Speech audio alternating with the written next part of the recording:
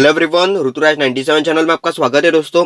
और आज हम आए हैं यहाँ पर चामुंडी ट्रेडिंग जो शॉप है, जहाँ पर टायर सर्विस है, जो मेन रोड पर है मारुति टेम्पल के पास, होंडा गोवा में। तो यहाँ पर हम गाड़ी के टायर की जो प्रेशर है वो चेक करेंगे। तो अभी आप देख सकते हैं आगे के जो लेफ्ट साइड वाला टायर है उसकी हवा की चेकिंग हो रही है। तो क्या हुआ दोस्तों, पीछे का जो ये लेफ्ट साइड का टायर है उसकी हवा बहुत ही कम हो जाती है। और अभी दो तीन बार लोगों ने मुझसे कहा भाई गाड़ी स्लो करके, जब मेरी गाड़ी स्पीड ब्रेकर पे चलती है तो ऐसा लगता है कि ये जो पीछे का टायर है ऑलमोस्ट भाई टच हो रहा है, मतलब जो व्हील कवर्स है वो नीचे टच हो रहे हैं, ऐसा उनको लगता है। तो हवा बहुत ही कम है ऐसा लगता है।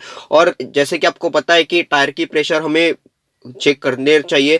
तो ये जो बाकी के है वो नॉर्मल है, लेकिन ये जो पीछे वाला टायर है मुझे लगता है कि कुछ तो प्रॉब्लम है इसके साथ, या फिर पंचर वगैरह हो सकता है। सभी रेडियल टायर से और ट्यूबलेस टायर है, जैसे मैं आपको बताऊं तो देखेंगे क्या कुछ है। तो मैंने इनको बोला है कि ये जो टायर है उसमें मुझे कुछ तो प्रॉब्लम लगा है, तो भाई चेक करो और कुछ भी प्रॉब्लम हो तो टायर निकाल के हम देखेंगे। तो अभी वो हवा डाल रहे हैं और उसके बाद हम देखेंगे कुछ प्रॉब्लम है तो बाकी के भी टायर चेक करेंगे। और टायर जब चेक करते हैं तो भाई गाड़ी में जो चार टायर है वो भी चेक करेंगे, और साथ ही साथ जो स्पेयर व्हील जो आपकी गाड़ी की टेल में मतलब बूट में होता है, जिसको हम डिक्की भी बोलते हैं भाई, तो वो भी हम चेक करेंगे। क्योंकि पंचर के दौरान आपको वह भी टायर लगाना पड़ता है, तो जरूरी है कि वह टायर की भी हवा आप सही से रखें। तो ये वगैरह टायर जो है इनकी भी हवा हम चेक करेंगे। सभी टायर्स में दोस्तों हवा कम रहती है, जो कम होती है अपने आप, जो आपको डालनी पड़ती है। लेकिन ये जो टायर है उसमें मुझे कुछ तो गड़बड़ लग रही है। जैसे कि मैंने लोगों से सुना कि मुझे बोला लोगों ने कि भाई आपकी गाड़ी ऐसा लग रहा है कि पीछे ऑलमोस्ट टच हो रहे हैं, तो आप जरूर ये चेक करवा लो। तो मैं तुरंत मेरा काम सब मतलब खत्म करके यहाँ पर आया और ये चेक करके ही बाद में घर जाएंगे।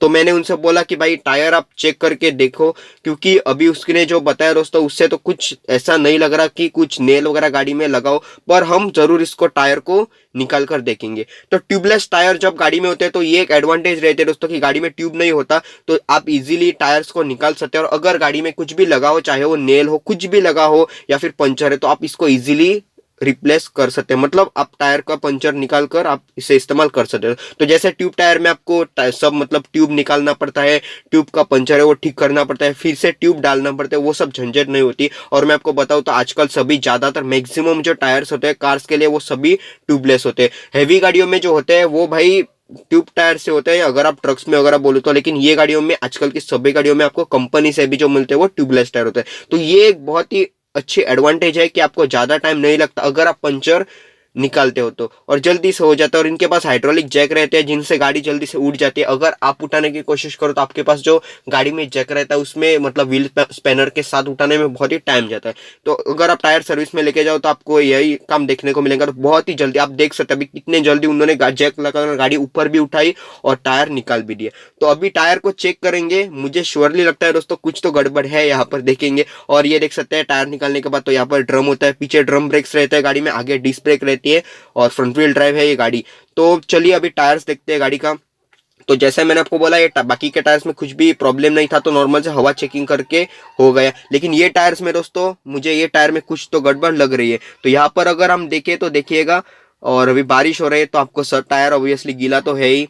आजकल बारिश का कोई ठिकाना नहीं भाई, कहीं पर भी कभी भी बारिश हो जाती है। तो यहाँ पर आप देखो तो दोस्तों ये देखिए, तो ये है मुसीबत। तो इसके लिए जो है वो हवा कम हो रही थी, आप देखिएगा। तो ये लगा था भाई, और टायर हम ऑब्वियसली बोल सकते कि ये है पंचर।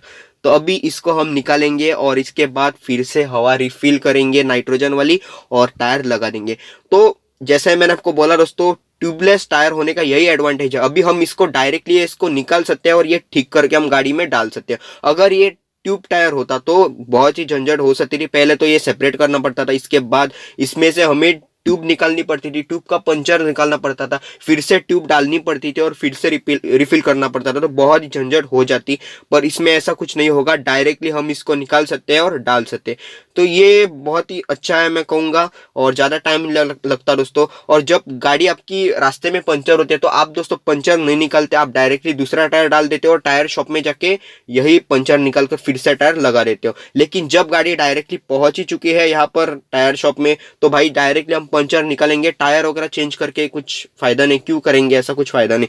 तो ये देख सकते हैं आप, इस तरह से इसका निकाला जाएगा पंचर को और इसमें फिर से यही टायर लगाया जाएगा। तो ये मुझे बात बहुत ही अच्छी लगती है ट्यूबलेस टायर्स की। तो यही बात मैं आपसे बताना चाहता था। बहुत सारे लोगों को ये पता रहेगा, बहुत सारे लोगों को पता नहीं भी रहेगा, पर दोस्तों ये बहुत ही अच्छा होता है। और मैं आपको बताऊं तो दोस्तों, ये पंचर निकालने का जो किट होता है वो भी आपको इजीली ऑनलाइन वगैरह मिल जाता है, जिसमें आपको ये जो दो टूल्स यूज करते हैं जिससे आप पंचर का जो कुछ भी लगा है नेल वगैरह वो निकाल सकते हैं। और इसमें डालने के लिए जो सोल्यूशन होता है उसका एक कुछ किट आता है दोस्तों, तो ये भी आप ऑनलाइन सर्च कर सकते हैं। तो अगर आपको सेफ्टी के लिए आपके साथ रखना है गाड़ी में, तो आप ये भी ऑनलाइन इजीली फ्लिपकार्ट या फिर अमेजोन पर भी आपको मिल जाता है। तो वो टूल से आप खुद ही पंचर दोस्तों निकाल सकते हैं। आपको अगर टायर रिप्लेस नहीं करना है तो वही टायर आप पंचर निकाल कर वही टायर लगा सकते हैं। तो ये भी अवेलेबल है। तो अभी गाड़ी का पंचर तो निकल चुका है और गाड़ी पर टायर वही मैंने लगा भी दिया, नाइट्रोजन फिल भी कर दिया ठीक तरह से, टायर प्रेशर भी मेंटेन हो गया।